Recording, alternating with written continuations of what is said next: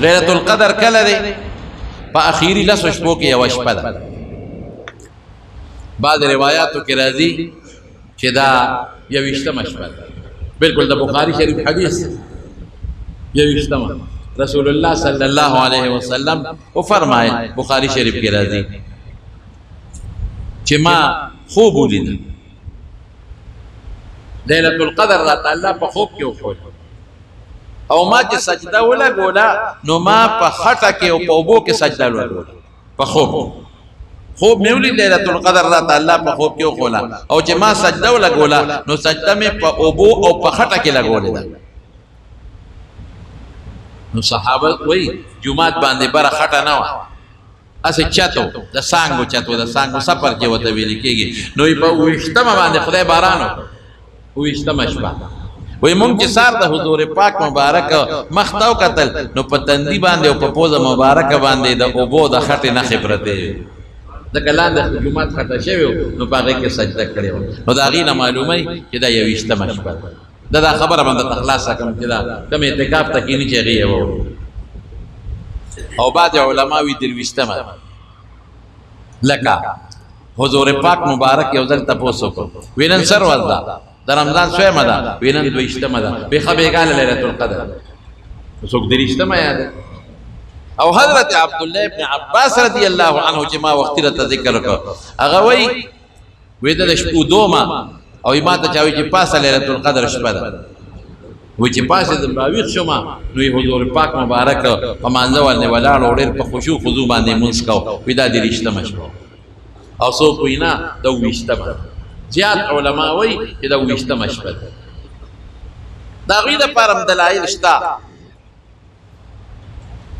هدایت نه د دې لیلة القدر د دې صورت نه مغی معلومه وی لیلة القدر لفظ چې دی وی دا پکې 3 ځله راغلی دی او یې حرفونه یې 9 دي. 9 له چې 3 کې ضرب ورکړي وي 27 جوړېږي. او دې کې راځي هي حتی مطلع الفجر وی دا هي ردي 20مه کلمه ده. بهر کې دا د علماو اقوال دي. زه راته دا وایم چې رسول الله صلی الله علیه وسلم د کور نه راووته 2 صحابه کرام په جومات کې یو بل سره په باسو او چې راووت نو صحابه ته وفرمایل وی ما ته خدای پاک لیلة القدر وښوله. وی راووتم لاخبرکم چې تاسو له خبر درکم خو یې فلان کې او فلان کې یو بل سره په جګړه و نو زمانه خدای یې راکړه.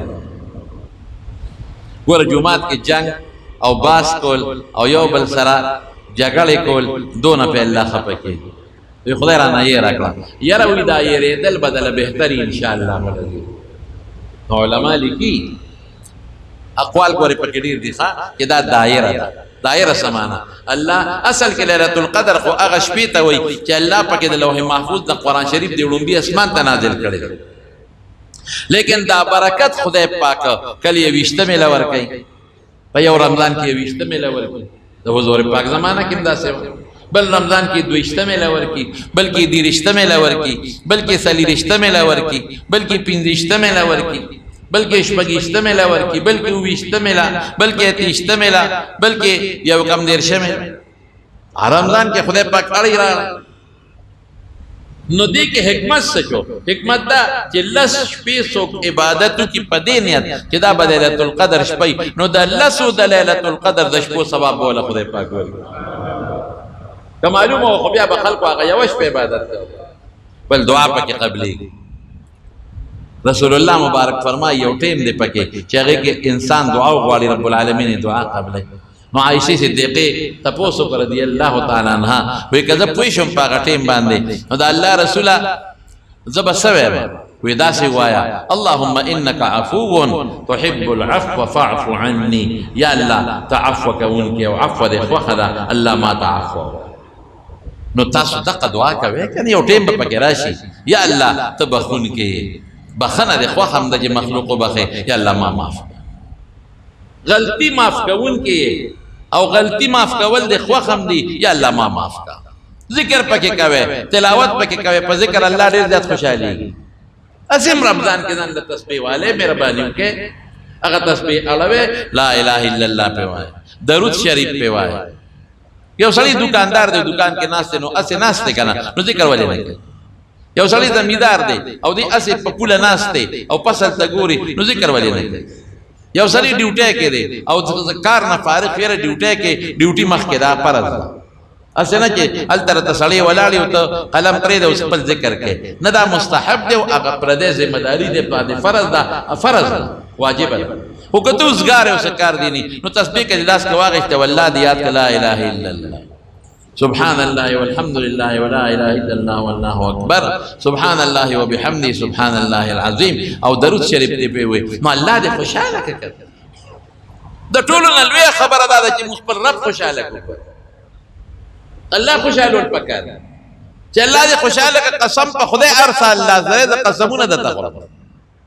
خبره چې به حضور پاک مضبوطول نو قسم به وتر غوړ حالانکه د صحابه خو په یقینو الله نه دی خوړی الله خبره خو مونږ یقیني ده دا دې د پاره ویم چې تاسو پوره یقین راشي هر څه چا سره دی الله سره خزانه چا سره دی وای الله سره نو چې الله خپش رښتیا وای خزانه بدر کی نه بدر کوي او چې خوشاله شي چې څه غواړي خدای پاک بدر کوي نو الله خوشاله کوي الله وین انزلنا فی ليله القدر ليله القدر خير من 1000 شهر یو ځل حضور پاک فرمایل بنی اسرائیل کې اوسلو کې زر میاشتې د شپې عبادتونه کړي زر میاشتې روزي نیولې زر میاشتې جهاد کړی دی صحابه وی الله رسوله داغي خمرونه ډیر زمون خمرونه کم دي نابالغ والے ته لري کا بوډا والے عبادت سب کوم کولی شي نو د آیت سورت خدای پاک نازل کو چې ليله القدر یو شپه عبادت ته او یو شپه د زرو میاشتو د عبادت نه ثواب زیات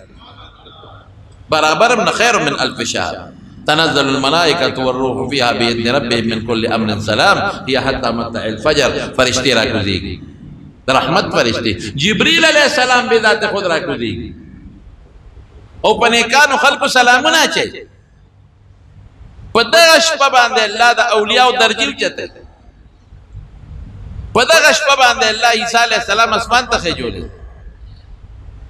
دا ډېره برکتي میاشت ده ډېر برکتي شپه ده قرآن پکې نازل دی نو دا الله شپې تاسو چې زما څومره مقتدیان یا شاګردان دوستان او یا زما आवाज څومره مسافر اوري بار ملک یا په بيد اندرون ملک ټول ته زما دا درخواست دی چې رمضان کې الله یاد کې ذکر او کې درود شریف وایي او دا الله شپې خامخا رونه کې الله تا دروازه خوبونه کې خیر دې کده شپې پړومبه حصہ کې لګود کېږي ودشه او بیا اخر شپه کې پاسه تهجد وکړي الله ته وجاړي الګا موږ محتاج یو کنه یو رښتیا وای او زمون حاجت بغیر د خدای پاک نه بل څوک پوره کولی شي نه نو دوله خو زمون یقین چې محتاج یو او بيد الله نه بل څوک پوره کول هم نشي نو مهرباني وکړه اخره واقع پېشمنی لګ مخ کې پاسه او تهجد وکړي الله ته وجاړي الله نه وغواړي ذکرونه وکړي ليله القدر کوم اعلان دې کو دعا بک پکې د الله قبول کړي او اجر او ثواب بدل خدای پاک ورکړي